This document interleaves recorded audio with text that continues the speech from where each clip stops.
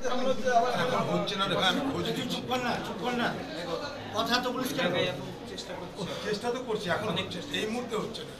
আবার জানি রাত্রে কি হবে, তবে ডিপ্লয়মেন্ট হয়েছে। মায়ের চিকিৎসা যেন স্যার ভালো হয়।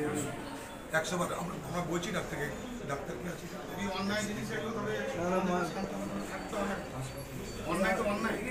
সাধারণ মানুষ এবার কি করবো বলুন, মায়ের যে একটা নাকি বাচ্চা বাচ্চা তো ওরা হয়েছিল।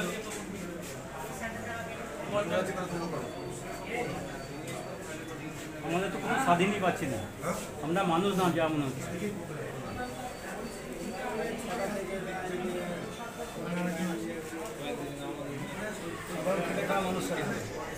একটা ভালো মানুষ র্যালি দেখতে গেল, তা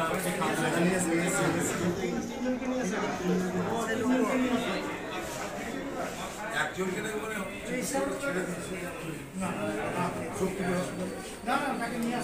সব মাথায় করে দেবো।